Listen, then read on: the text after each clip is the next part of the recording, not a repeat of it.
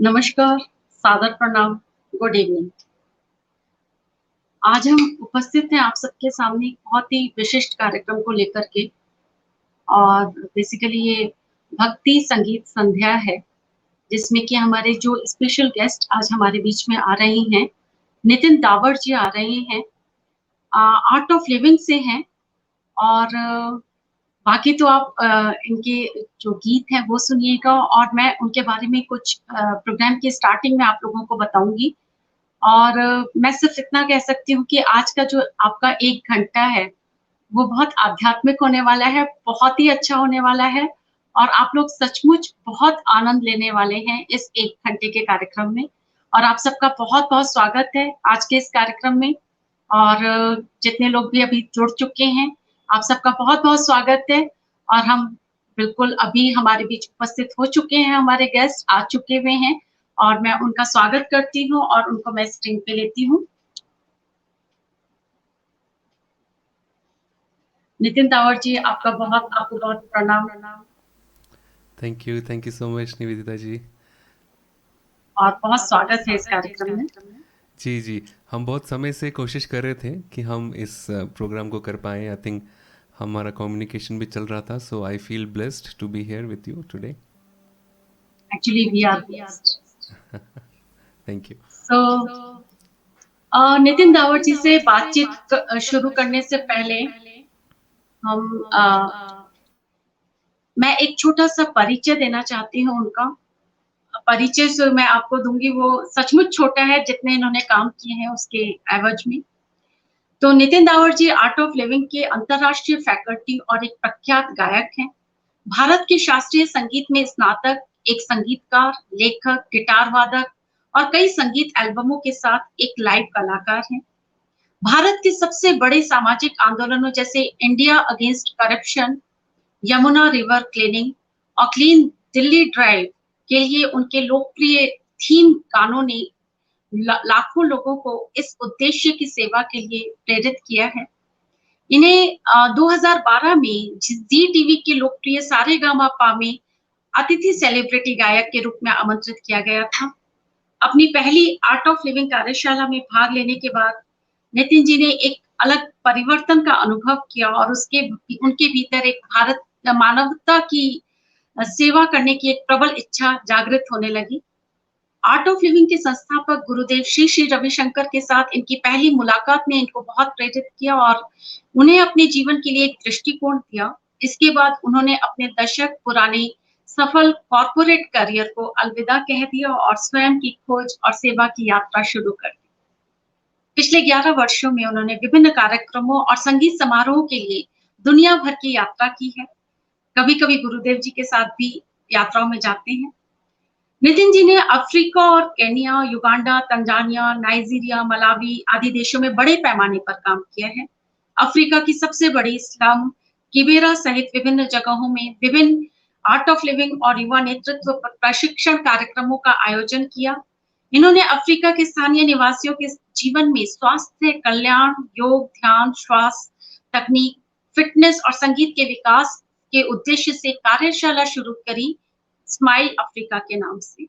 इन कार्यक्रमों से हजारों अफ्रीकी युवकों को लाभ हुआ और इन्होंने अफ्रीका और भारत में हजारों कट्टर कैदियों को बदल दिया। नितिन जी का दृष्टिकोण लोगों को तनाव मुक्त, स्वस्थ और सुखी जीवन जीने में मदद करने के लिए पूरी दुनिया में शांति, मानवता और संगीत फैलाने के लिए गुरुदेव जी के दृष्टिकोण को विस्तृत करना है, ये इनका उद्देश्य है।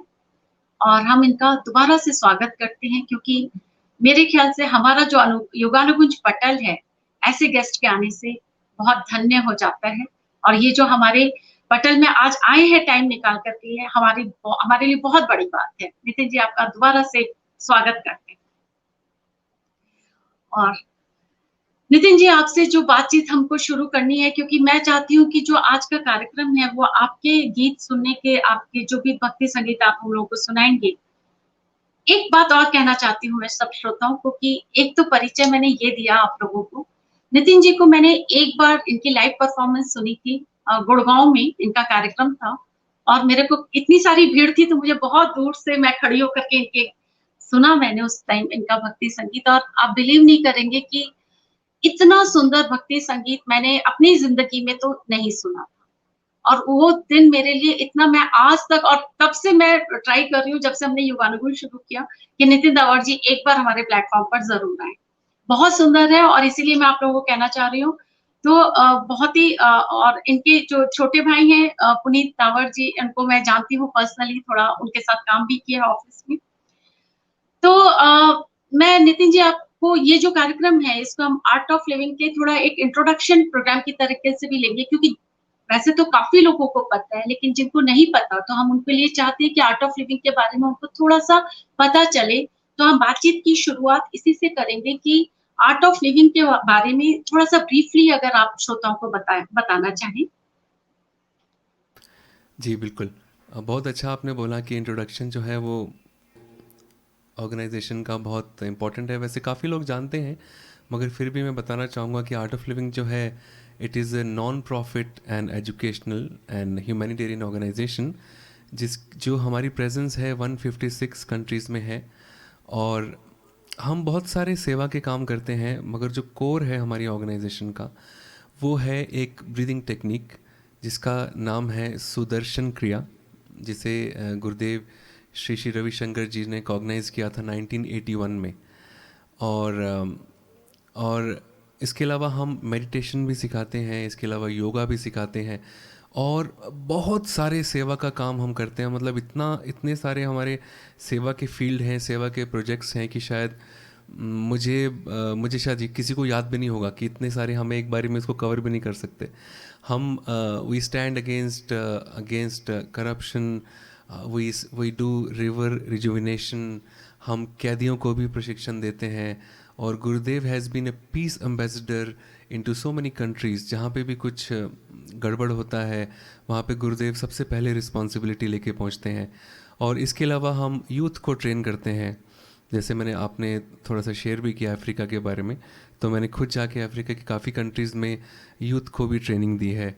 इसके अलावा छोटे बच्चों के हमारे ट्रेनिंग प्रोग्राम्स होते हैं, और बहुत सारे प्रोग्राम्स हैं। मतलब आप जो भी सोच सकते हैं, जहाँ पे भी सेवा की जा सकती है, वहाँ पे आपको आर्ट ऑफ लिविंग किसी न किसी रूप में आपको ज़रूर उसकी प्रेजेंस आपको महसूस होगी। जी, तो ये एक शॉर्ट इंट्रोडक्शन था। जी नितिन जी, तो मैंने भी आर्ट ऑफ लिविंग का एक क्लास ज्वाइन की थी काफ़ी पहले, और उसमें सोहम मेडिटेशन के बारे में जाना था, सीखा था। और ओके।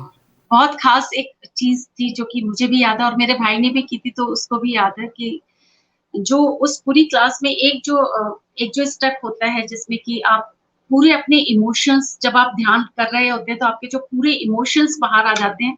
इतने लोग रोते हैं, कुछ लोग हँसते हैं, और उस समय मैं बहुत रोई उस समय, जो वो पीरियड था, और वो हमें आज तक याद है। वो बहुत अद्भुत पल होते हैं वो, जिन्होंने भी नहीं वो क्लासेस अटेंड करी हैं, वो ज़रूर ये वाली ट्रेनिंग एक बार तो जीवन में ज़रूर लें। तो आप लोगों का अपने-अपने एक्सपीरियंस होते हैं, आपको भी अपने अलग एक्सपीरियंस होंगे उसके। और नितिन जी, आपका कुछ भक्ति संगीत से शुरू करते हैं, आपका कुछ सुनाएँ आप? बहुत स्वागत है आपका। Yes, sure. जैसे आपने शेयर किया ना कि आपने कोर्स किया तो आप काफ़ी रोए उसमें। तो इसके बारे में थोड़ा सा एक्सप्लेन करना चाहूँगा कि अ, सबसे बड़ा जो एनिमी ऑफ द ह्यूमैनिटी इस समय जो है पूरे वर्ल्ड में, वो स्ट्रेस है। आप देखिए, किसी ना किसी फॉर्म में जहाँ पे भी कहीं भी कुछ प्रॉब्लम है, वो स्ट्रेस, उसके पीछे एक स्ट्रेस ही है सबके लिए। तो जब हम सुदर्शन क्रिया करते हैं, जब हम ध्यान करते हैं या आर्ट ऑफ लिविंग का कोर्स करते हैं, तो हमें जो स्ट्रेस हमारे अंदर एक्यूमुलेट होता है, वो टॉक्सिन्स के रूप में होता है, नेगेटिव इमोशंस के रूप में होता है। तो वो जब शरीर को छोड़ना शुरू करता है, तब हमें अलग अलग तरह के एक्सपीरियंसेस होते हैं। तो देखिए, जब कोई चीज़ शरीर को छोड़ेगी तो एक्सपीरियंस उसका शरीर के थ्रू ही होगा। तो इसीलिए हमें रोने का अनुभव हो सकता है, कुछ लोगों को बहुत हंसने का मन करता है, खुशी, मतलब ये जो रोना होता है, ये रोना सैडनेस वाला नहीं है। It is something that something is making you more lighter. तो जैसा आपका अनुभव है, मेरा भी ऐसा अनुभव था जब मैंने पहली बार कोर्स किया। तो और एक बहुत इम्पॉर्टेंट आस्पेक्ट जो हमारे आर्ट ऑफ लिविंग संस्था का है, वो है सत्संग। जब मैं एक बात शेयर करूँगा सत्संग से पहले, भजन गाने से पहले, जब मैंने आर्ट ऑफ लिविंग का कोर्स नहीं किया था तो मैं सत्संग के नाम पे भागता था। मतलब मुझे याद है कि जब मैंने कोर्स किया तो मेरे टीचर ने लास्ट डे बोला कि आज हम सत्संग करेंगे। तो you know that time I was younger than what I am today. तो उस समय जो थॉट मेरे मन में आई वो ये थी कि ऑनेस्टली मैं बताऊंगा, मेरे मन में ये थी कि मेरे इतने बुरे दिन आ गए हैं कि मैं अभी सत्संग अटेंड करूँगा। मतलब you know as a youngster and the way our culture was not being shared with everybody, एक ओपिनियन बनती थी। और ऑनेस्टली जिस तरह के सत्संग से या कीर्तन होते भी थे, मतलब वहाँ पे शोर ज़्यादा होता था और सुर से तो दूर होते थे। तो इसलिए एक यूथ के अंदर या मोस्टली लोगों के अंदर एक रेजिस्टेंस आ गया था। मगर जब मैंने आर्ट ऑफ लिविंग का सत्संग अटेंड किया तो इतना मैं उससे प्रभावित हुआ। मतलब मुझे लगा कि दिस इज़, अगर हमारा भक्ति संगीत, अगर हमारा देश की संस्कृति का एक म्यूज़िकल रिप्रेजेंटेशन होना चाहिए तो वो ऐसा होना चाहिए। बिकॉज हम क्या गा रहे हैं और क्यों गा रहे हैं, इस सब का एक्सप्लेनेशन था वहाँ पे। So that you no, because मैंने संगीत सीखा है so it has become part of me. तो अभी मैं जहाँ भी जाता हूँ मेरी पहचान जो है ना सबसे पहली संगीत के थ्रू ही होती है। तो मैं आपके साथ आई लाइक टू सिंग, हम शुरू करते हैं। तो सबसे पहले जो हमारी संस्कृति की जो एक अमेजिंग बात है ना, जो हमें इंडिया में रहते हुए शायद पता लगे ना लगे मगर बाहर जाते हैं तो ज़्यादा पता लगती है, वो ये है कि हम जो भी शुरू करते हैं, किसी चीज़ की शुरुआत करते हैं तो हम हमेशा भगवान गणेश का आवाहन करते हैं, उनको हमेशा हम याद करते हैं। और ये भी बड़ा साइंटिफिक है। भगवान गणेश का स्थान जो है वो हमारे मूलाधार चक्र में है, जो कि हमारा which is the base of the spine, which is the first chakra, सबसे पहला जो चक्र है। तो ऐसा बोलते हैं कि भगवान गणेश की अगर आप आराधना करते हैं तो सारे विघ्न दूर हो जाते हैं। And Bhagwan Ganesh also symbolises an elephant. And if you see, अगर आप देखें तो एक जो हाथी होता है उसके रास्ते में कुछ भी आ जाए वो उसको हटाता हुआ चला जाता है। सो ये भी एक रिप्रेजेंटेशन है भगवान गणेश की कि वो विघ्न हरता है। तो I like to sing this beautiful Ganesha bhajan with all of you.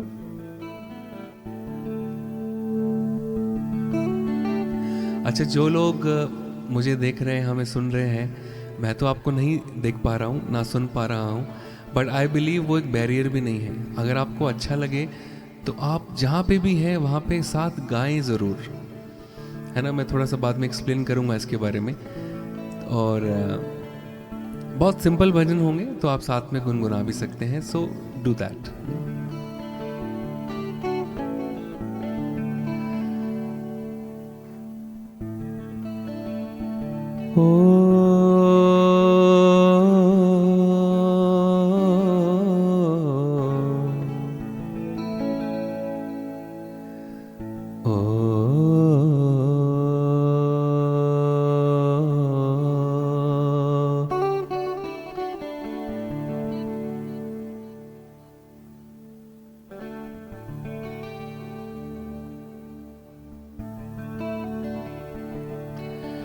Vakratunda महाकाय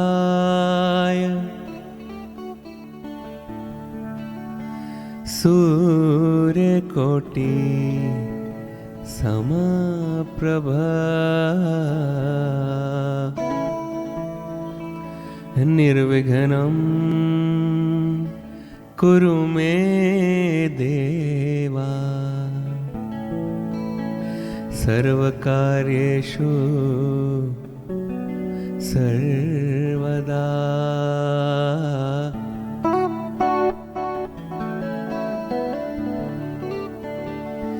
ॐ नमः प्रणवार्थाय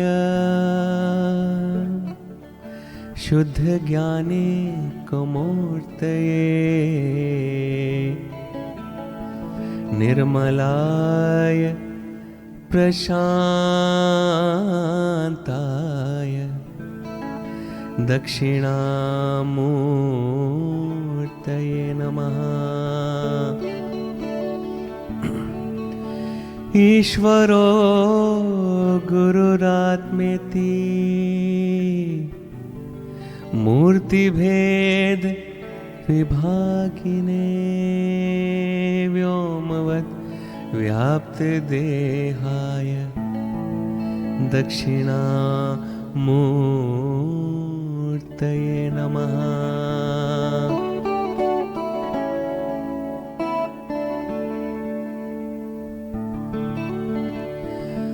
और धीदायक श्री गणेश, बुद्धि प्रदायक श्री गणेश,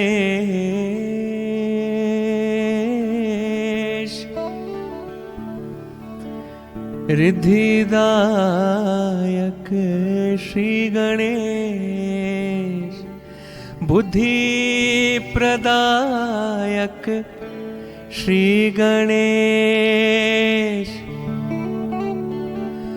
सिद्धिदायक श्री गणेश, सिद्धि विनायक श्री गणेश।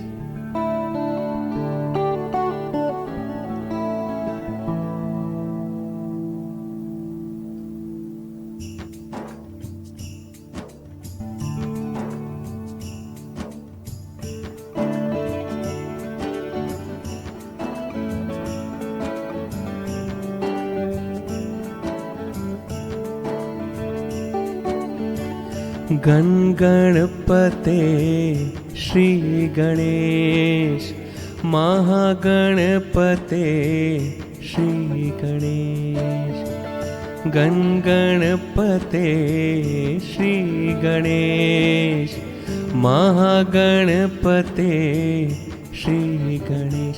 जय जय गणपते नमः, जय जय गणपते नमः, जय जय गणपते नमः, जय जय गणपते नमः, जय जय गणपते नमः, जय जय गणपते नमः, जय जय गणपते नमः, जय जय गणपते नमः।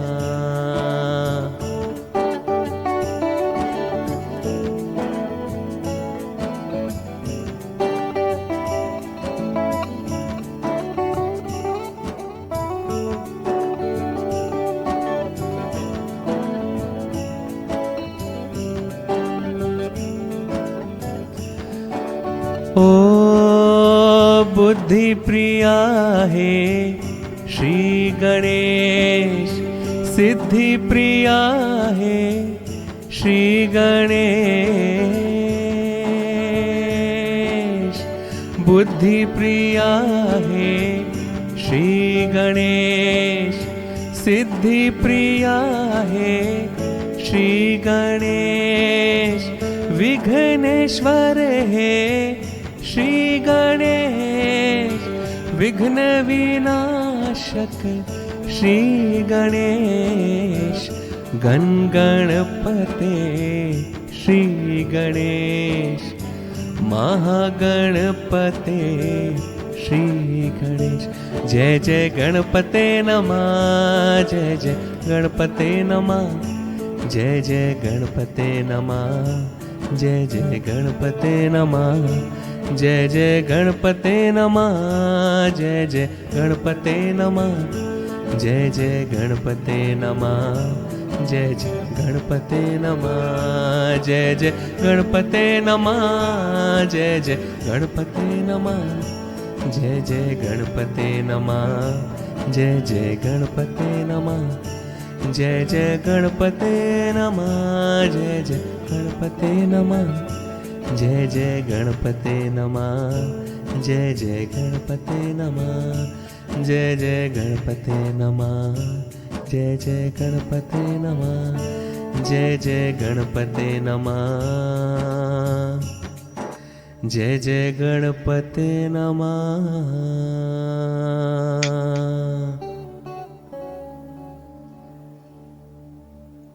बहुत बहुत मधुर, बहुत सुंदर, बहुत मधुर। नितिन जी, मुझे ये पूछना है कि जब आपको संगीत का शौक तो बचपन से ही था और आपने स्नातक भी किया है, तो ये जो भक्ति संगीत का जो शुरू किया आपने वो आर्ट ऑफ लिविंग से जुड़ने के बाद शुरू किया या पहले भी भक्ति संगीत गाते थे? नहीं, ये मैंने एक्चुअली 5 साल की एज में मैंने गाना शुरू किया था।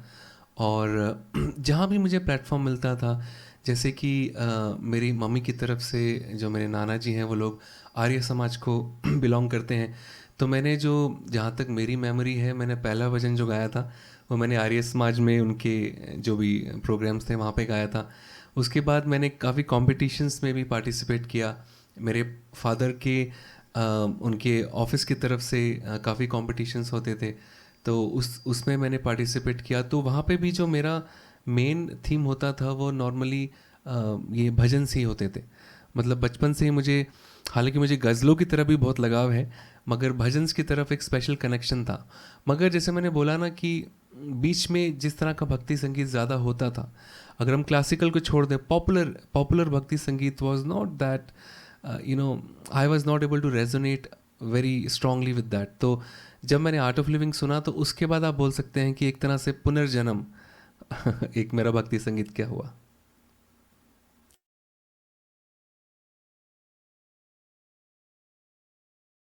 आपका म्यूट पे है। हाँ, बिल्कुल सही कहा आपने। ये वाला जो भक्ति संगीत है, ये बहुत ही डिफरेंट है। ये ट्रेडिशनल जो हम लोग सुनते हैं, आस्था चैनल्स वगैरह में, उससे तो बहुत ही अलग है। और एक चीज़ जानना चाहेंगे, फिर से हम दोबारा आर्ट ऑफ लिविंग पे आते हैं। तो एक सुदर्शन क्रिया होती है और एक सोहम मेडिटेशन। इन दोनों में क्या बेसिक फ़र्क है? सोहम मेडिटेशन के बारे में मैं ज़्यादा नहीं बोल सकता, क्योंकि मैंने एक्सपीरियंस नहीं किया, और वो क्या है मुझे ज़्यादा पता भी नहीं है। मगर सुदर्शन क्रिया एक बिल्कुल डिफरेंट, सुदर्शन क्रिया असल में, मैं थोड़ा एक्सप्लेन करता हूँ, वो एक मेडिटेशन भी नहीं है। It is not a meditation, it is not even any other form of yoga, या क्या बोलेंगे, इट्स अ ब्रीदिंग टेक्निक। मतलब सुदर्शन क्रिया जो है, जिस तरह से हम एक फूल को जब हम सूंघते हैं, उसमें कोई एफर्ट नहीं होता, इस तरह से एफर्टलेस ब्रीदिंग जो है वो सुदर्शन क्रिया में होती है। इसमें सु का मतलब होता है सुंदर। जो कोई सुंदर होता है हम उसे सु बोलते हैं। और दर्शन होता है देखना, विजन। तो एक ऐसी क्रिया, एंड क्रिया इज़ ए प्यूरिफाइंग एक्शन, तो ऐसा एक प्यूरिफाइंग एक्शन जो हमें, हम क्या हैं, हम इतना सुंदर जो हमारा अस्तित्व है, जो मैं कौन हूँ, उसका दर्शन करा दे, वो एक सुदर्शन क्रिया है। तो it's a breathing technique which was cognised by Gurudev Shri Shri Ravishankar जी। वो बोलते हैं कि एक गीत की तरह, एक संगीत की तरह उन्हें प्रकृति ने ये क्रिया दी थी। तो ये एक ब्रीदिंग टेक्निक है, ये मेडिटेशन नहीं है, ये किसी तरह का योगा नहीं है। और ये किसी भी तरह एक, जैसे मैं बाहर सिखाता हूँ तो काफ़ी लोग मुझे बोलते हैं, is it a prayer, you know, because बाहर एक प्रेयर का कंसेप्ट है। तो मैं उनको बोलता हूँ नहीं, ये प्रेयर भी नहीं है, ये मेडिटेशन नहीं है, ये योगा नहीं है, ये प्रेयर नहीं है। मगर इससे जो होता है, जब आप अपने आप से कनेक्ट होते हैं, तो शायद वो सबसे बड़ी पूजा होती है। बहुत बहुत सुंदर बात बोली आपने। और मेरे ख्याल से यही है कि पहले हम आत्मा को तो पहचाने, आत्मा को पहचाने, तब फिर हम परमात्मा तक भी पहुँचे। हम आत्मा को ही नहीं पहचान पाते। बहुत सुंदर तरीके से आपने बताई ये वाली पूरी बात। और नितिन जी, थोड़ा-सा श्री श्री के बारे में भी जानना चाहेंगे। श्री श्री कैसे, मतलब कैसे करके उनका ये शुरुआत हुई और श्री श्री को कैसे लोगों ने जाना और कैसे करके वो एकदम डिफरेंट स्पिरिचुअल गुरु जैसे हमारे भारतवर्ष में एकदम दिखते हैं, बिल्कुल अलग। और आस्था एक उनको देख कर के ही हमारे मन में उनके लिए एक आस्था जागृत हो जाती है। जी। जी, जैसा आपने बोला ना, बहुत डिफरेंट है उनकी पर्सनैलिटी एंड उनका ऑरा। तो अ, मेरा भी यही था। मैं बचपन से मतलब I was not very incline towards कि जैसे जिनके कोई ऐसे हों जिनके लंबे बाल या दाढ़ी है, यू नो, बहुत ज़्यादा हम लोग उनकी तरफ इंक्लाइन नहीं होते। तो मगर गुरुदेव से जब देखा, उनको एक्चुअली देखने में ही ऐसा लगा कि ही इज़ डिफरेंट। और मिलने के बाद तो एक्चुअली में ये बिल्कुल पता लग गया कि he is very different. Why is different? Because he walks the talk. वो जैसा बोलते हैं वैसा ही वो करते हैं। आप, मेरी ये खुशनसीबी है, मेरी अच्छी किस्मत है कि मैंने उनके साथ काफ़ी समय स्पेंड किया है। Personally I am able to spend a lot of time with him. तो मैंने एक ही चीज़ देखी है कि मेरे को उनसे सिंपल, उनसे सरल इंसान अभी तक दुनिया में कोई नहीं दिखा। यू नो, एक एक परसेप्शन एक अलग बात होती है। बहुत से लोगों को लगता है अच्छा इतने बड़े गुरु हैं तो वो ये करते होंगे, ऐसे खाते होंगे, ऐसा पहनते होंगे। आई टेल यू, उनसे सिंपल इंसान मैंने अपने जीवन में नहीं देखा। He is the most simple person ever I met in my life, ever I seen in my life. और वो जो बोलते हैं ना वो करते हैं। और सबसे बड़ी चीज़ जो मुझे उनके बारे में एक मैं काफ़ी सरप्राइज अभी भी होता हूँ कि he has the unconditional love.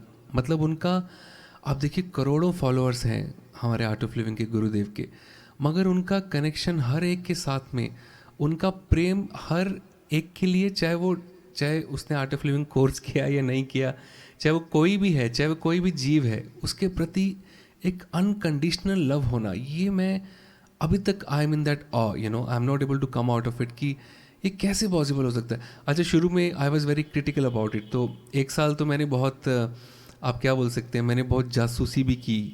मतलब मुझे लगता था कि ये जो सिखाते हैं आर्ट ऑफ लिविंग कोर्स में, ये ऐसा नहीं है, कुछ तो अलग है। How can life be so simple, how can a teaching be so simple, कुछ तो गड़बड़ है। तो वो शुरू शुरू में मैंने बहुत, I had a very suspicious eye. और जो आर्ट ऑफ लिविंग के टीचर्स थे उनको भी मैं कहीं ना कहीं मैं ढूंढता था कि कुछ तो इनका लूप होल मुझे मिलेगा। मगर वो लूप होल ना मुझे उनका मिला ना गुरुदेव का मिला। ये हो गया कि मैं जो था, मेरा लाइफ जो है कम्प्लीटली उस तरफ डिवोट हो गई। तो गुरुदेव ने, he had a very simple life. मतलब उनका एजुकेशन भी जो है एक आम, he belongs to a middle class family. मगर जब उन्होंने एक बात जो गुरुदेव बोलते हैं, जो उनकी लाइफ में, जो आपने बोला ना कैसे वो इतने बड़े बन गए, जो हमेशा वो बात सबको बोलते हैं, वो ये है कि take responsibility in your life. अगर आप जिम्मेदारी लेते हैं, अगर मैं अपने घर की जिम्मेदारी लेता हूँ तो मैं अपने घर में उतना बड़ा बन जाता हूँ। अगर मैं अपने मोहल्ले की जिम्मेदारी लेता हूँ तो उतना बड़ा बनता हूँ। बट अगर मैं पूरे संसार की जिम्मेदारी लेता हूँ तो मैं इतना बड़ा बन जाता हूँ। तो ये एक चीज़ मुझे लगता है कि जो उन्हें एकदम डिफरेंट बनाती है दूसरे किसी भी जीव से। और यू नो, एक उनका जो वॉक द टॉक है वो उनको डिफरेंट करता है। बहुत अच्छा, बहुत सही बोला आपने। और जो आपने वो जासूसी वाली बात बोली ना, तो एक स्वामी विवेकानंद जी भी विश्वास नहीं करते थे। रामकृष्ण पर आपने पढ़ा होगा, रामकृष्ण परमहंस जी के साथ बैठ के बहुत तर्क वितर्क करते थे, भगवान मानते ही नहीं थे। और उनके जो कितने प्रश्न होते थे, जो रामकृष्ण परमहंस जी उनके प्रश्नों के समाधान करते थे, उत्तर देते थे। तो ये बहुत अच्छी बात है कि जो युवा युवा पीढ़ी का जो बच्चा होता है, वो सचमुच वो एकदम से नहीं विश्वास करता, और वो उसके दिमाग में बहुत सारे तर्क चल रहे होते हैं। क्योंकि तो और उन सब तर्कों को अगर कोई गुरु उन सब तर्कों का जो आंसर दे देते हैं, समाधान कर देते हैं, और तब वो जो बच्चा उनके उनका जो शिष्य बनते हैं, वो एक अद्भुत रिलेशन होता है, एक अद्भुत रिश्ता होता है। और वही आपका भी गुरुदेव के साथ एक्सपीरियंस रहा। बहुत अच्छा लग रहा है सुनने में। और मेरे को तो बहुत इच्छा थी कि मैं अपने जीवन में एक बार उनसे ज़रूर मिलूँ। देखती हूँ कभी कभी किस्मत में रहा तो ज़रूर मिलेंगे, पर आज जो आप आ गए हमारे पटल पर, तो मुझे लगता है कि कहीं से तो हमारे अनुगुंज पटल पर उनका एक आशीर्वाद मिला है आज हमको, और हमें बहुत ज़रूरी भी था उनका आशीर्वाद लेना। कुछ श्रोताओं को मैं वेलकम करना चाहती हूँ। वीना कुमार जी जुड़ी हुई हैं हमारे साथ, पूनम शर्मा जी जुड़ी हुई हैं, मनोज शर्मा जी जुड़े हुए हैं हमारे साथ, शोभना तनेजा जी, पूनम तनेजा जी, आप सबका बहुत-बहुत स्वागत है कार्यक्रम में। विभा जैन जी, अ, बहुत-बहुत आपका स्वागत है। सरोज कौशिक जी जुड़ी हुई हैं, तो देश-विदेश से हमारे साथ लोग जुड़े हुए हैं आज। मधु खरे जी जुड़ी हुई हैं। बहुत-बहुत धन्यवाद इस कार्यक्रम में आने के लिए। और मैंने आप लोगों को कहा था कि ये कार्यक्रम आप लोग देखें, आप लोगों को आनंद आएगा। विभा जैन जी, जयश्री परवार जी, बहुत-बहुत स्वागत है आप सबका। कनक लता गौड़ जी जुड़ी हुई हैं हमारे साथ। अवधेश श्रीवास्तव जी जुड़े हुए हैं हमारे साथ। बहुत-बहुत स्वागत है आप सभी का। और नितिन जी से हम आगे बातचीत जारी रखेंगे, और एक भजन और सुन लेते हैं। नितिन जी, आपका बहुत स्वागत है। जी जी। जैसा अभी आपने बोला ना कि जो यूथ है वो ऐसे ही किसी को नहीं मान लेते। मैं बोलता हूँ मानना भी नहीं चाहिए। आपको किसी भी चीज़ के लिए आपको, अगर आप if you not critical about it, अगर आप खोजी नहीं हैं, तो फिर तो आपका इंटेलिजेंस बहुत ही एक वीक लेवल का है ना। तो अगर आपके मन में कोई प्रश्न आता है, आपको उसको हमेशा इंट्रोस्पेक्ट करना चाहिए। तो ये एक चीज़ मुझे बहुत अच्छी लगी जब गुरुदेव ने बोला। उनकी काफ़ी सारी कोट्स थी, कोट्स मतलब जो वो बोलते हैं, तो उनकी एक बात मुझे बहुत अच्छी लगी। उन्होंने बोला कि कुछ जान के चलो, कुछ मान के चलो। कुछ जानो मगर सब कुछ नहीं जान सकते, तो कुछ मान लो।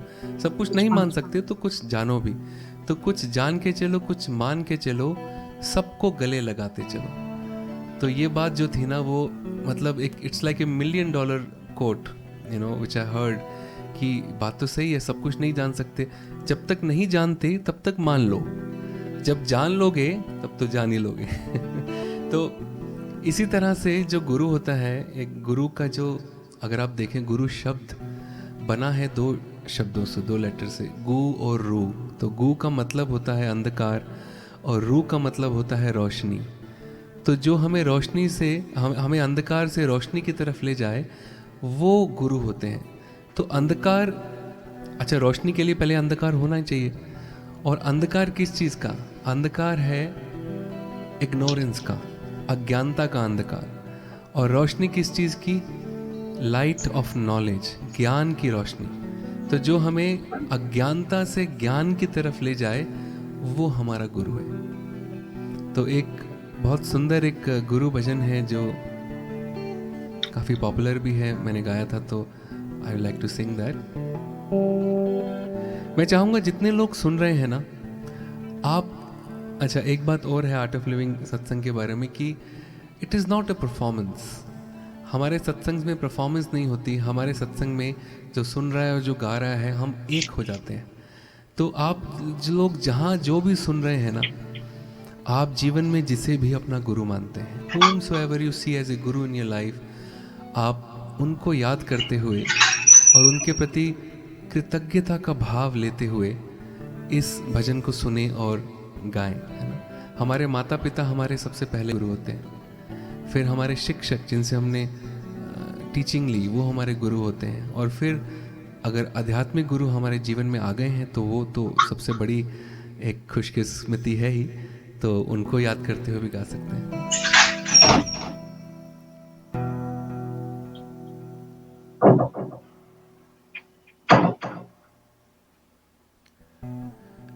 निवेदिता जी, आई थिंक आपके पीछे से या कहीं से कुछ आवाज आ रही है, बहुत शोर सा आ रहा है। This will be better.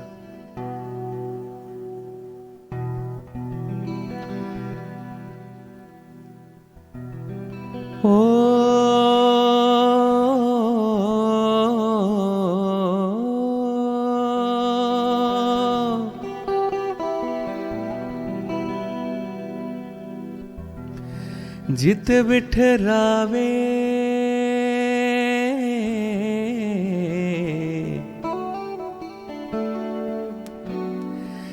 तित ही बैठूं,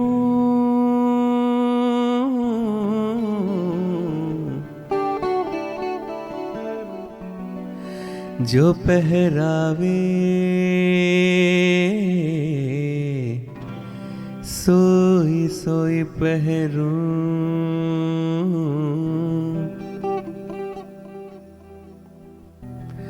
मेरी उनकी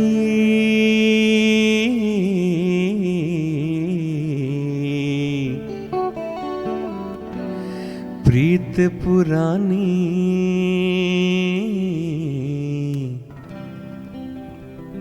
बेचे तो बिक जाऊं,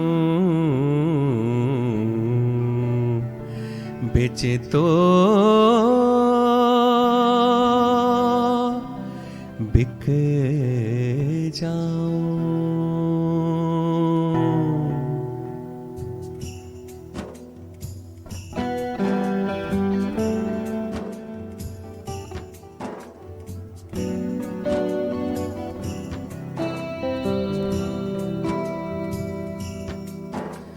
गुरुर्ब्रह्मा गुरुर्विष्णु गुरुर्देवो महेश्वरा गुरुर्साक्षात् परं ब्रह्म तस्मै श्री गुरवे नमः। गुरुर्ब्रह्मा गुरुर्विष्णु गुरुर्देवो महेश्वरा गुरुर्साक्षात् परं ब्रह्म तस्मै श्री गुरवे नमः।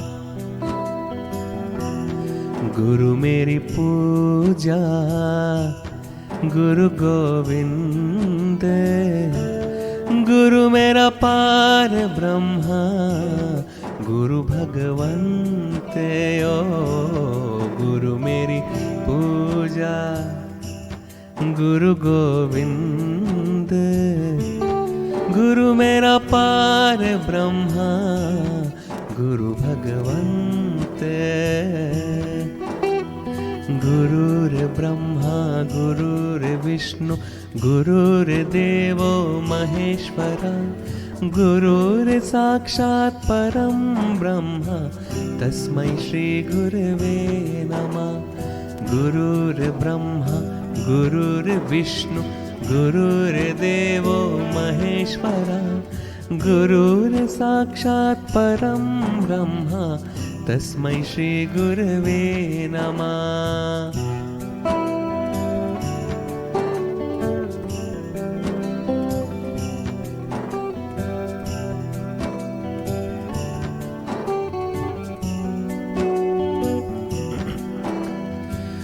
गुरु का दर्शन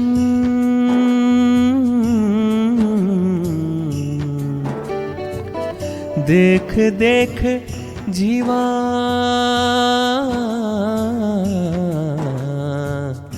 गुरु के चरण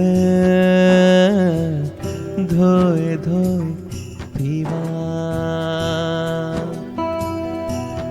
गुरु बिना अवर न कोई खाऊं, गुरु बिना अवर न कोई खाऊं।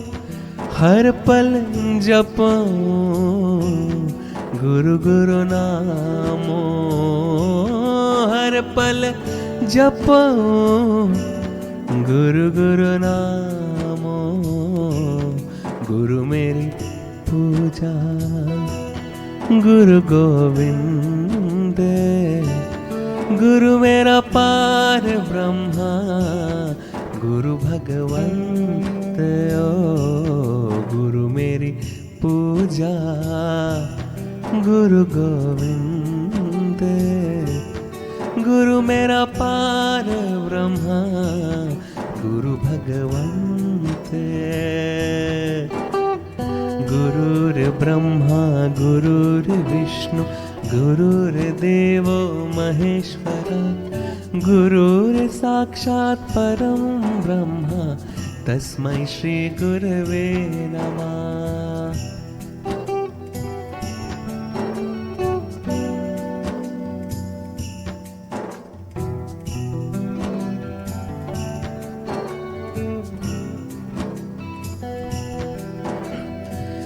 ऐसे गुरु को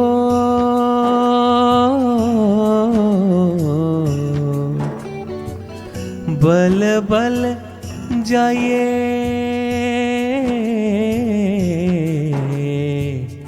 आप मुक्त मोहे तारे।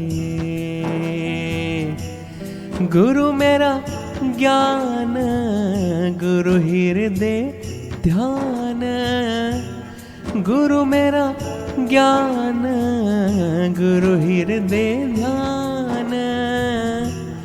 गुरु के सिमरे मिटे अज्ञान, गुरु के सिमरे मिटे अज्ञान।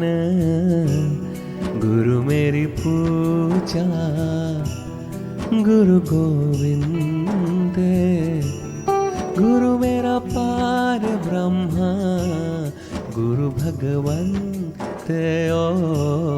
गुरु मेरी पूजा गुरु गोविंद, है, गुरु मेरा पार ब्रह्मा, गुरु भगवंत है।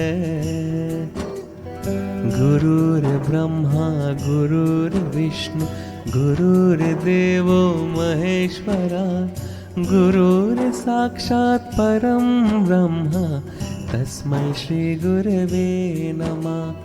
गुरुर्ब्रह्मा गुरुर्विष्णु गुरुर्देवो महेश्वरा, गुरुर्साक्षात् परं ब्रह्म तस्मै श्री गुरवे नमः। तस्मै श्री गुरवे नमः, तस्मै श्री गुरवे नमः, तस्मै श्री गुरवे गुरवे नमः, गुरवे नमः नमः।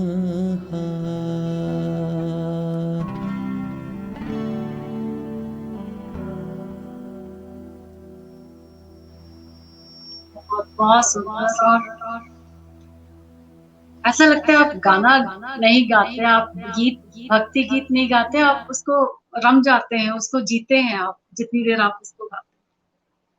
बहुत बहुत सुंदर। और शायद आप इतना रम के गाते हैं इसलिए वो बिल्कुल हमारी आत्मा तक पहुंचता है आपका जो भक्ति गीत।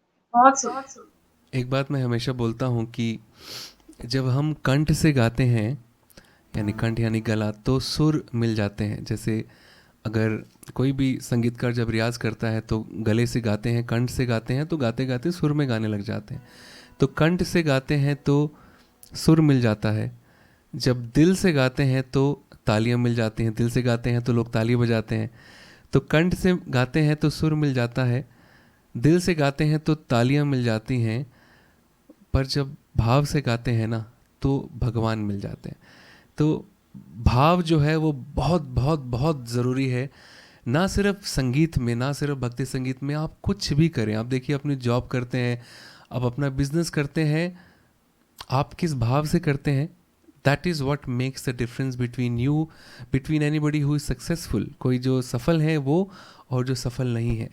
तो हमारे पास तो भाव ही है, आई कैन से दैट। बहुत सुंदर बात बोली आपने, और बहुत बहुत सुंदर संदेश था जो आपने बोला। काफी लोग बोल रहे हैं कि उनको बहुत आनंद और सुकून मिल रहा है आज के कार्यक्रम से। बहुत आनंद आया उनको, आपकी बातें भी सुन करके और आपके जो आप भजन गा रहे हैं उनको भी सुन करके बहुत सुंदर लग रहा है सबको। एक जिज्ञासा थी मुझे कि आपने जो बोला कि भारत और दक्षिण अफ्रीका के कुछ कैदियों में आप लोगों ने सुधार लाया, वो कैसा अनुभव रहा आपका और वो कैसे हो पाया? वो थोड़ा जानना चाहते थे। जी हाँ, ये बहुत अच्छा आपने पूछा, because this is something which is very close to my heart also.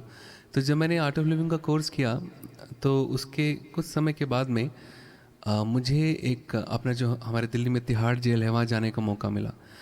तो ऐसा नहीं है कि मुझे सुदर्शन क्रिया की शक्ति का एहसास नहीं था, मगर जब मैं जेलों में गया तब मुझे सुदर्शन क्रिया क्या कर सकती है, कितनी पावरफुल है, उसका एहसास मुझे असल में प्रिजन्स में जाके हुआ।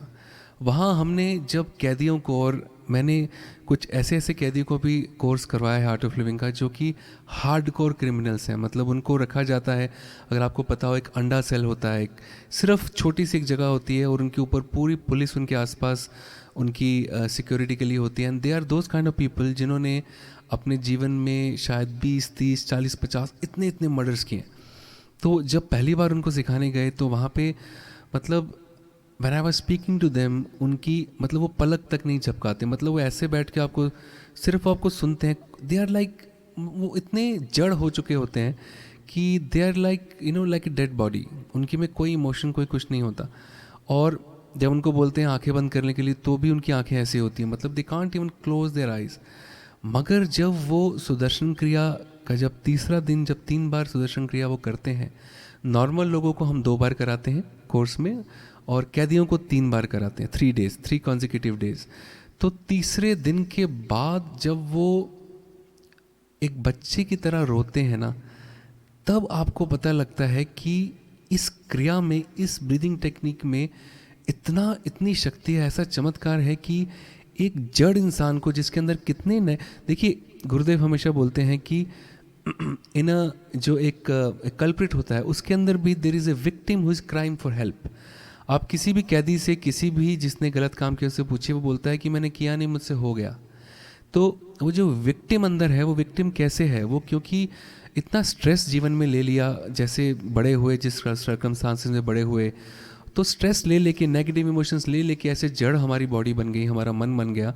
तो वो जब सुदर्शन क्रिया हमने करवाई उनको, तो जब वो पिघल जाते हैं एकदम, तो वो एकदम चेंज हो जाते हैं। कितने कैदी तो ऐसे हैं जिन्होंने, जो हमारे आर्ट ऑफ लिविंग टीचर बन गए बाद में, या कुछ लोगों ने गलत काम छोड़ दिया। हाँ, बहुत बार ऐसा होता था मेरे साथ कि इट्स ए फनी थिंग दो, बट मुझे लोग बोलते थे वहाँ के कैदी कि आप भैया अपना नंबर दीजिए, हम जैसे ही बाहर निकलेंगे हम आपको कॉल करेंगे।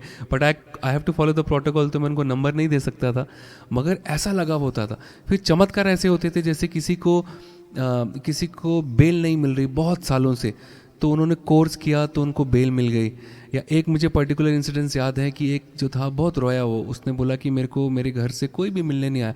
बिकॉज जब आप प्रिजन्स में जाते हैं तो आपको पता लगता है कि एक तो अपराध किया नहीं किया वो एक अलग बात है, मगर सबसे बड़ा जो चीज़ उनको खाती है वो ये कि उनके अपने उनका साथ छोड़ देते हैं। ये चीज़ एक कॉमन है, यूनिफॉर्म है इंडिया में भी और बाहर भी, कि जहाँ पता लगा ये जेल में है तो ऐसे ऐसे रिश्ते भी छोड़ के चले जाते हैं कि आप सोचो उसका जो उनको एक सहना पड़ता है, उसकी तो हम नहीं पता लगा सकते कितना है।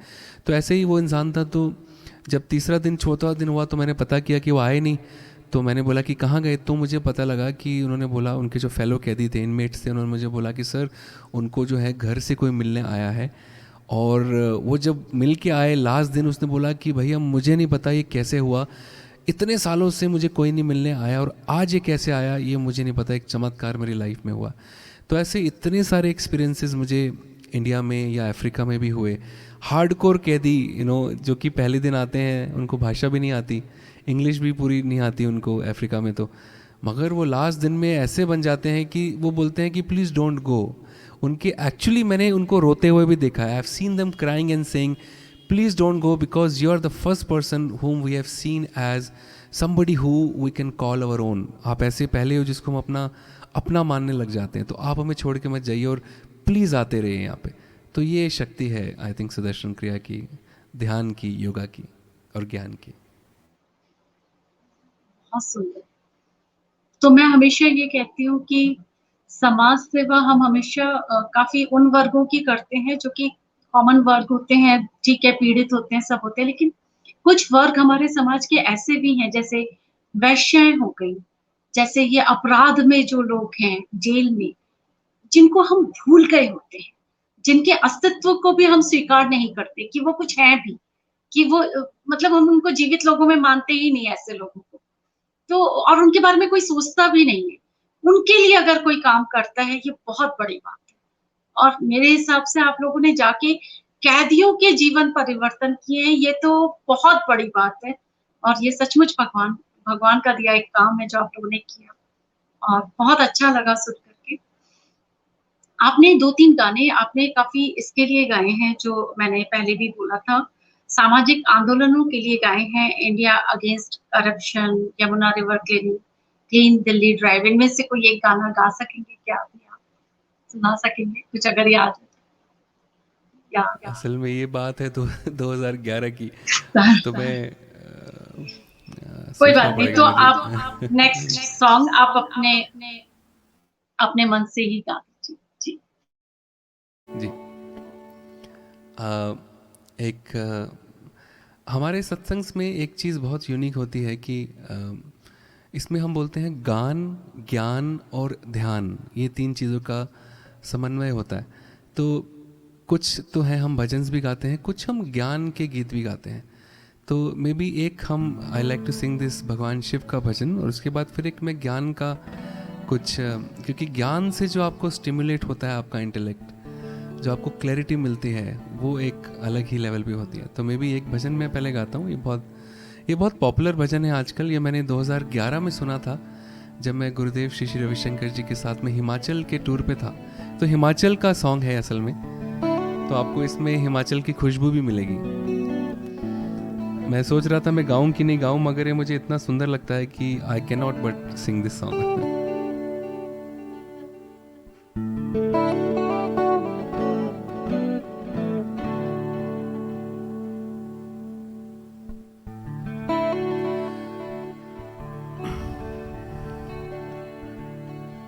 तेरे कैलाशों का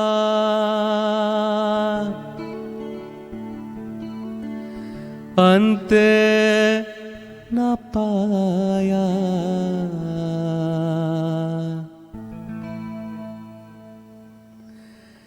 तेरे कैलाशों का अंत न पाया, अंत बेअंत तेरी माया, ओ भोले बाबा अंत बेअंत तेरी माया।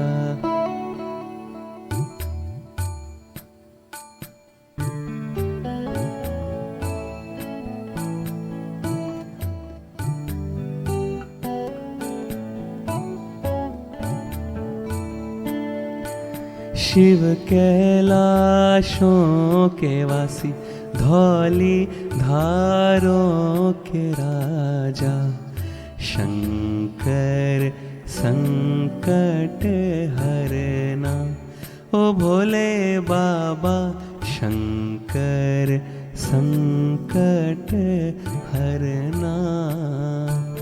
शिव कैलाशों के वासी, धौली धारों के राजा, शंकर संकट हरना, ओ भोले बाबा शंकर संकट हरना।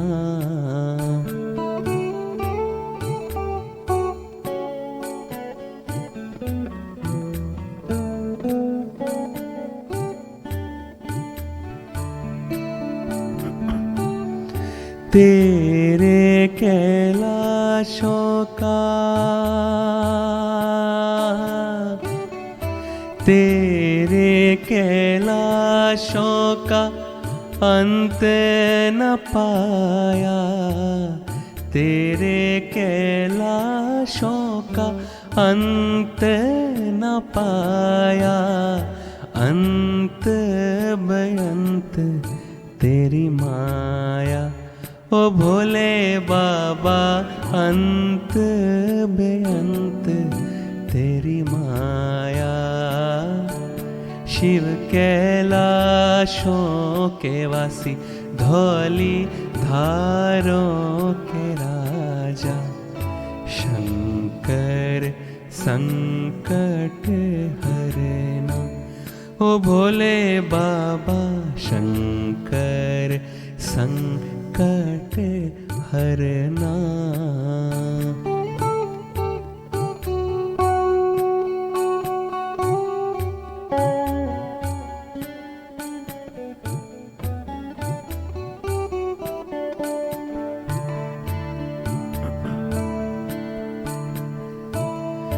बेल की पत्तियां, ओ बेल की पत्तियां, भांग और धतूरा, बेल की पत्तियां, भांग और धतूरा, शिव जी के मन को लुभावे, ओ भोले बाबा शिव जी के मन को लुभावे।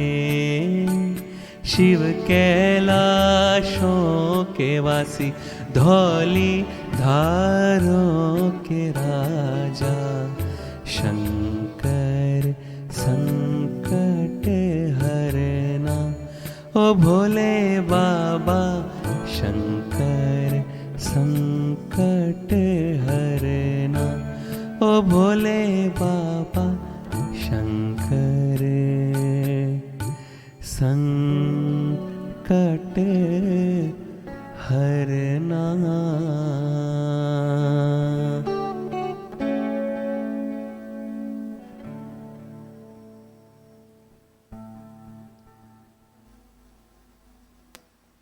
बहुत प्यारा गाना। Thank you, thank you. Nitin ji, programme खत्म होने वाला है और हम तो चाहते थे हमको आपको और भी सुने, लेकिन मैं चाह रही हूँ कि अगले 1-2 सॉन्ग से पहले आप कुछ भी संदेश अपनी तरफ से, कुछ मैसेज हमारे श्रोताओं को देना चाहते हैं, क्योंकि आपको इतना एक्सपीरियंस है, आपको कॉर्पोरेट लाइफ का भी एक्सपीरियंस है, आपको आध्यात्मिक लाइफ का भी एक्सपीरियंस है, आपने काफी इतनी छोटी सी उम्र में काफी एक्सपीरियंसेस ले लिए हैं, तो आप कुछ ना कुछ बताएं।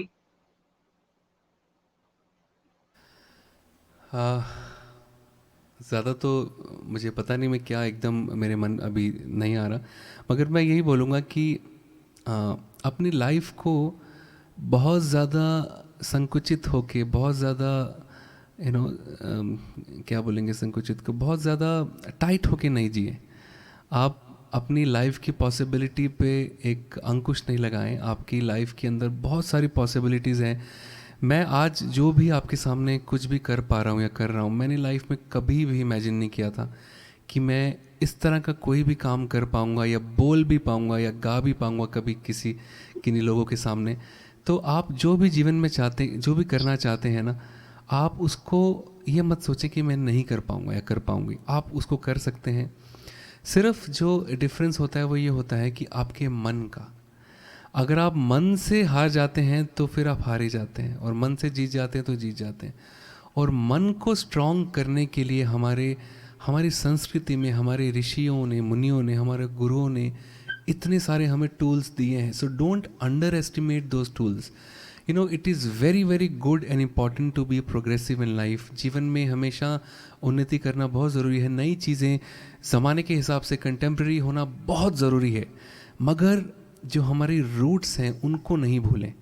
तो जो हमारा प्राणायाम, ध्यान, सुदर्शन क्रिया, योगा, ये सब चीज़ें, they are so precious. I tell you, अगर आपको थोड़ा सा डाउट है ना, आप कुछ साल, कुछ महीने बाहर गुजार के आइए, इंडिया से बाहर, आपको पता लगेगा कि इन सब चीज़ों की बाहर जो है वेस्टर्न वर्ल्ड में, other side of the world, कितनी ज़्यादा इंपॉर्टेंस है।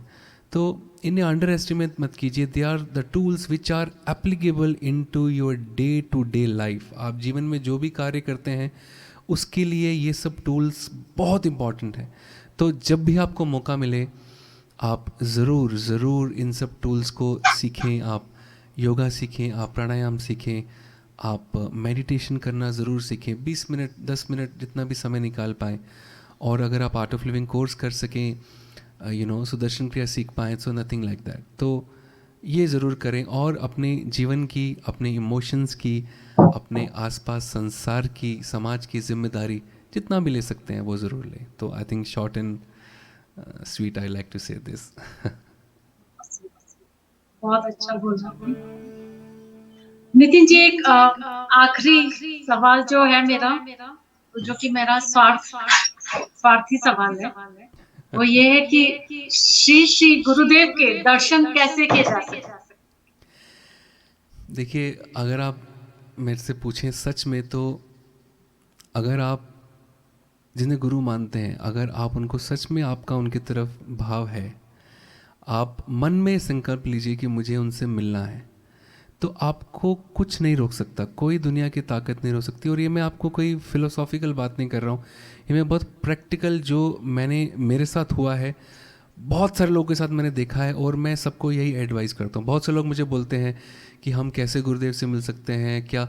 मैं एक ही चीज़ बोलता हूँ, गुरु को अगर मिलना है ना, आपको अगर गुरु को मिलना है, तो आप अपने मन में संकल्प डालिए, अपने मन में भाव डालिए कि मुझे आपसे मिलना है।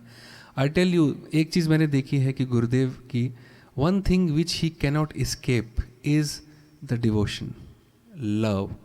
प्यार और भक्ति के सामने तो गुरु भी झुकना तो खैर एक नेगेटिव वर्ड हो जाता है, गुरु भी कुछ नहीं कर सकते। तो अगर आपके मन में संकल्प है ना, आपके मन में भाव है, भक्ति है, प्योरिटी है, तो आपको किसी को भी के थ्रू जाने की ज़रूरत नहीं है। आपको ऐसे ऐसे जगह पे मैंने देखा है लोगों को गुरुदेव मिल जाते हैं, गुरुजी मिल जाते हैं रैंडमली, कभी किसी ने सोचा भी नहीं था और वहाँ पे जाके मिल जाते हैं, और ऐसे दर्शन होते हैं जो कि आप सोच भी नहीं सकते। So just keep that in your mind and you will get it for sure. ठीक। तो हमारी भक्ति में ही कहीं कमी है। नहीं नहीं, कमी नहीं है, कमी नहीं होती। सिर्फ मैं ये बोलता हूँ कि वो जो लेयर्स की डस्ट, जो एक dust of layers of dust जो आ जाती है ना, सिर्फ हमको उसको, हमको थोड़ा सा उसको हमको क्लीन करना है। भक्ति तो हम सबके अंदर है, कभी वो कम नहीं होती या ज़्यादा नहीं होती, सिर्फ हमको उसको थोड़ा सा लेयर्स को साफ़ करना है। और लेयर्स को साफ़ करने का टेक्निक तो मैंने बता ही दिया आपको, तो बस वो हम कर लें तो बस आप देखेंगे कि वो गुरु हैं ही, हमारे साथ ही हैं, कहीं दूर है ही नहीं। नितिन जी 2 सॉन्ग्स कम से कम सुने।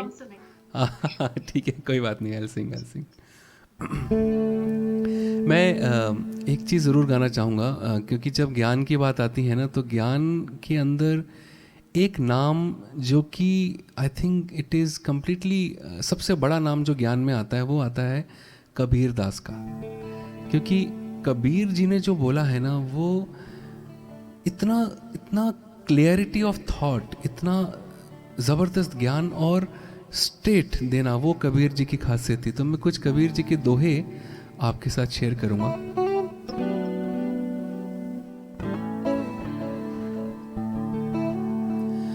तो हर कोई चाहता है अपने जीवन में, everybody wants to live the life king size, कि हम जो है एक राजा महाराजा शहंशाह की तरह अपना जीवन जिए। ये तो सब चाहते हैं हम, मगर शहंशाह है क्या, उसकी डेफिनेशन क्या है, क्या हमें ये पता है? पता नहीं हमें पता है कि नहीं पता, मगर कबीर जी को तो ये पता था। तो उन्होंने शहंशाह कौन है उसकी जो डेफिनेशन है वो इस दोहे में दी है।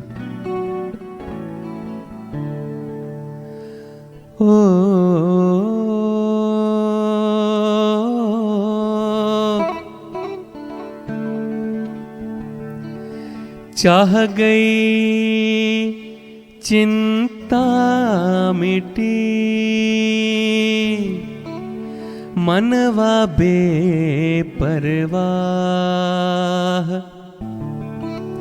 चाह गई चिंता मिटी, मनवा बेपरवाह। और जिसको कछु न चाहिए, जिसको कछु न चाहिए, वो ही शहंशाह। मन लागो यार फकीरी में, मन लागो यार फकीरी में, मन लागो यार फकीरी में।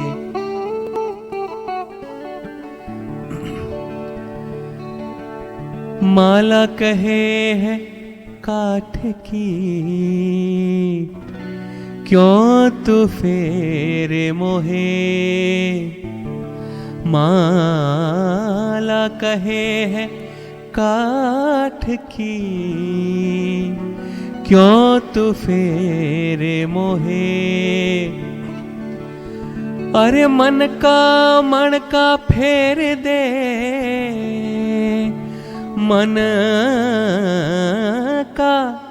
मन का फेर दे, तुरंत मिला दूं तो है। मन लागो यार फकीरी में। और माटी कहे कुम्हार से, क्यों तू रोंदे मोहे। माटी कहे कुम्हार से, क्यों तू रोंदे मोहे। हर एक दिन ऐसा आएगा, एक दिन ऐसा आएगा, मैं रोंदूंगी तो है मन लागो यार फकीरी में। अब ये बहुत सुंदर है, इसमें मन के बारे में बोला है उन्होंने। अरे मन के हारे हार है और मन के जीते जीत। You know, a weak mind cannot carry a strong body, but a strong mind can definitely carry a weak body also.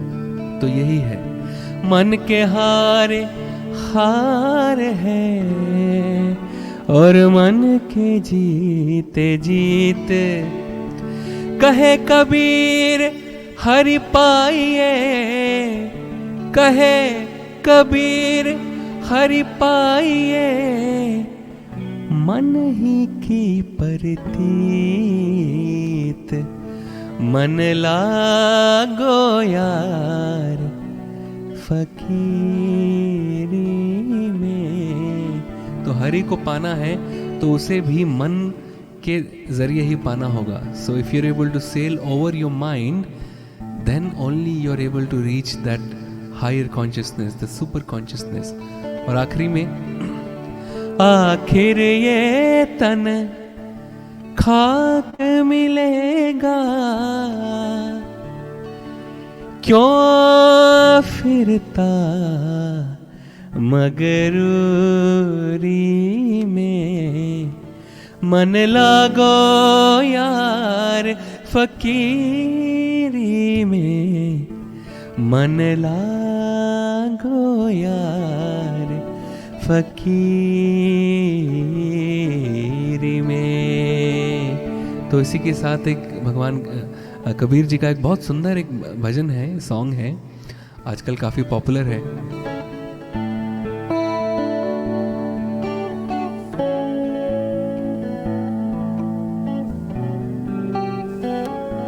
तो कबीर जी बोलते हैं कि ये जो काया है, ये जो शरीर है और ये जो माया है, जो हमने अपना छोटा छोटा या बड़ा बड़ा संसार बनाया है, हमारी फैमिली, हमारी जॉब, हमारा बिजनेस, जो भी, ये माया ही है ना। माया वो है जिसे हम मेजर कर सकते हैं, महामाया वो है जिसे हम मेजर नहीं कर सकते। तो जो भी हमने संसार बनाया है, वो कबीर जी बोलते हैं वो एक ओस के मोती के समान है, ओस के समान है। तो ओस जो होती है दूर से लगता है मोती, मगर पास जाओ तो लगता है होता है पानी, लगता नहीं होता है पानी। और ओस जो होती है वो सिर्फ कुछ क्षण के लिए रहती है, उसके बाद चली जाती है। तो इसी तरह हमारा जीवन भी है, हमेशा नहीं रहेगा। एक झोंका पवन का लगा और ये जो काया है वो धूल जो है की तरह धूल में मिल जाएगी। तो इसी में यही इस भजन में बोला है।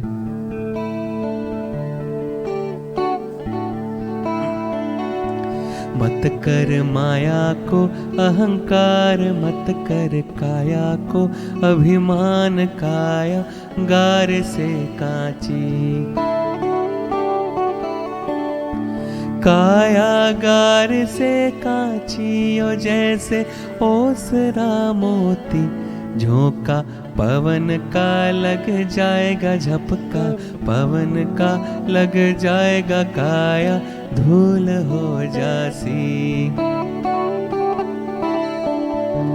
मत कर माया को अहंकार, मत कर काया को अभिमान, काया गार से कांची।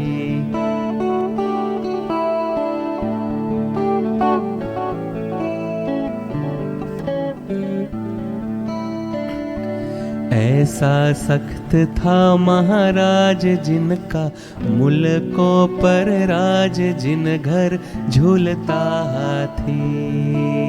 तो कबीर जी यहाँ अबंडेंस की बात करते हैं।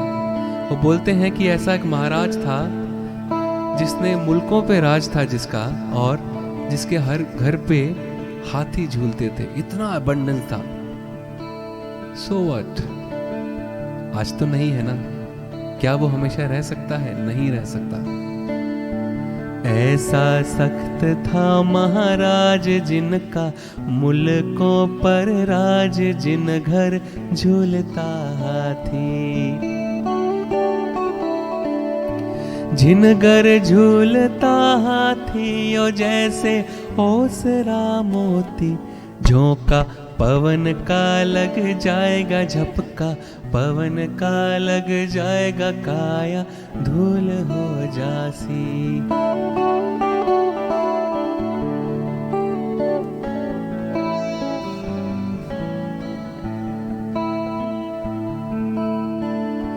भरया सिंदड़ा में तेल जहाँ से, रच्यो है सब खेल, जल रही दिया में बाती। तो कबीर जी बोलते हैं कि तिल में तेल जहाँ से आता है, दिए में रोशनी जहाँ से आती है, वहाँ से हमारी रोशनी भी चलती है। अगर वो रोशनी बुझ गई तो ये खेल सब बिखर जाएगा। भरया सिंदड़ा में तेल जहाँ से, रच्यो है सब खेल, जल रही दिया में बाती। जल रही दिया में बाती, ओ जैसे ओसरा मोती, झोंका पवन का लग जाएगा झपका, पवन का लग जाएगा काया धूल हो जासी। तो जैसा मैंने बोला था कि कबीर जी एकदम डायरेक्ट बात करते थे, तो इसमें उन्होंने एकदम डायरेक्ट बात की है। झूठा माई थारो बाप झूठा, सकल परिवार झूठा, कूटता छाती। तो वो बोलते हैं कि जब हमारा कोई अपना प्रियजन हमें छोड़ के चले जाते हैं, तो आप जितना भी रो लो, आप छाती कूट के भी रो लो, आपका जितना भी क्लोज रिश्ता हो, तो वो झूठा रोना है। तो झूठा रोना क्यों है? वो इसलिए है, एक तो इसलिए है क्योंकि आप कितना भी रो लें, आप कुछ भी कर लें, आप उनके साथ तो नहीं जा सकते ना। You can not sail the other side, इसलिए झूठा रोना है। और दूसरा इसलिए क्योंकि जिसके लिए आप रो रहे हैं, क्या पता उस आत्मा को परमानंद की प्राप्ति हो गई हो, क्या पता उन्हें मुक्ति मिल गई हो, और आप यहाँ पे रो रो के उस आत्मा को भी कष्ट दे सकते हैं। तो ये बोला है, झूठा माई थारो बाप झूठा, सकल परिवार झूठा, कूटता छाती। झूठा कूटता छाती, ओ जैसे ओसरा मोती, झोंका पवन का लग जाएगा झपका, पवन का लग जाएगा काया धूल हो जासी। अब आखिरी में कबीर जी के जो शिष्य थे भवानीनाथ, वो ये सब सुन के जैसे उन्हें ज्ञान की प्राप्ति हो गई, जैसे उन्हें एनलाइटनमेंट मिल गया हो, तो अब आखिरी अंतरे में भवानीनाथ जो शिष्य हैं, वो गुरु जो कबीर हैं, उनको बोलते हैं, बोल्या भवानी हो नाथ, गुरु जी ने सर पे रखे ओ हाथ, जिनसे मुक्ति हो जासी। देखिए ऐसा बोलते हैं, हमारे स्क्रिप्चर्स में भी लिखा है कि गुरु के बिना गति नहीं है। गति जो है मूवमेंट, गति का मतलब क्या है? इस जीवन में भी गति नहीं है, और जब हम शरीर को छोड़ के उस जगत में जाएंगे तो भी हमें मुक्ति नहीं है, गति नहीं है गुरु के बिना। आपको पता है जब हम शरीर छोड़ते हैं तो दो चीज़ें होती हैं। सबसे पहले हमारा जो पूरा जीवन है वो एक फास्ट फॉरवर्ड मूवी की तरह with in fraction of seconds हमारे सामने आता है। इसे तो अब साइंस भी प्रूव कर दिया है, इसे साइंस ने भी प्रूव कर दिया है अभी। और दूसरी बात होती है, the first one two receive you the other side is your गुरु। सबसे पहले जो आपको उस तरफ रिसीव करते हैं वो आपके गुरु ही होते हैं। इसीलिए पुराने ज़माने में जब जिसके गुरु नहीं होते थे उसे अनाथ की संज्ञा दी जाती थी। अनाथ बोला जाता था। भोल तो what is the solution? Guru is the only way. गुरु है आपके जीवन में तो आपको गति मिलेगी। बोल्या भवानी हो नाथ, गुरु जी ने सर पे रखियो हाथ, जिनसे मुक्ति हो जासी, जिनसे मुक्ति हो जासी। ओ जैसे ओसरा मोती, झोंका पवन का लग जाएगा झपका, पवन का लग जाएगा काया धूल हो जासी। ओ मत कर माया को अहंकार, मत कर काया को अभिमान, काया गार से कांची, काया तेरी गार से कांची। ओ जैसे ओसरा मोती, झोंका पवन का लग जाएगा झपका, पवन का लग जाएगा काया धूल हो जासी, काया तेरी धूल हो जासी।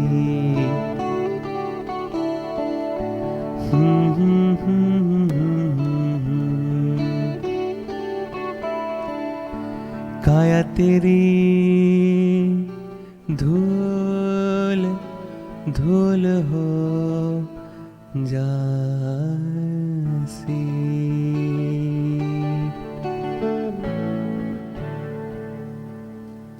तो ये ज्ञान की जो बात है, ये मुझे बहुत अच्छा लगता है ये गाना मुझे। It's a beautiful song with full of knowledge. बहुत सुंदर प्रस्तुति, बहुत अच्छा लगा। और जो कबीर, कबीर तो संत थे, शुद्ध थे, सात्विक थे, इसीलिए इतना अच्छा लिखते थे और अमर है। हम लोग जब भी, बहुत सुंदर कबीर के दोहे तो, और जब भी कुछ अच्छा पढ़ना है तो रहीम और कबीर को हम लोग याद करते हैं, उनके दोहे पढ़ते हैं। और यही हमारे साथ सब साहित्यकार जुड़े हुए हैं जो लिखते हैं, तो वही है कि जितना हम आत्मा का शुद्धिकरण करेंगे उतना ही हम अच्छा लिखेंगे भी। तो लिखना भी इसी चीज से जुड़ा होता है। और बहुत अच्छा लगा नितिन जी, आज आप आए हमारे मंच पर और आपने सचमुच हमें धन्य किया, हमारे मंच को धन्य किया यहाँ पर आके। बहुत बहुत धन्यवाद, बहुत आभार। और जितने भी श्रोता हमारे साथ जुड़े रहे इतनी श्रद्धा के साथ, हालांकि मैं देख रही हूँ कि कम आए हैं, लेकिन ये वीडियो बाद में काफी लोग देखेंगे।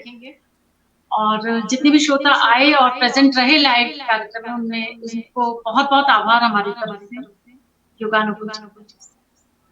बहुत बहुत धन्यवाद आपका। Thank you so much Nivedita ji, thank you so much for having me. और सबको बहुत बहुत शुभकामनाएं, आपके इस मंच को बहुत शुभकामनाएं। You are doing a wonderful job.